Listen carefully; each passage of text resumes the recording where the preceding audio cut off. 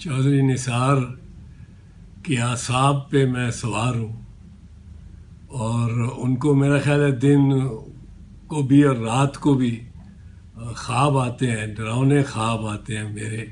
बात शुरू हुई चौधरी एतजाज एहसन के इस बयान से, जिसमें उन्होंने दावा किया कि वो चौधरी निसार के आसाब पर सवार हैं। रात को उन्हें उनके डरावने ख्वाब नजर आते हैं।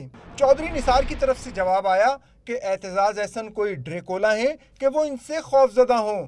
वजीर दाखिला ने तंजन ये भी कहा कि अगर कोई शख्स अपनी हैसियत या किरदार के बारे में किसी गलत फहमी या खुश फहमी का शिकार हो तो इस पर सिर्फ अफसोस ही किया जा सकता है।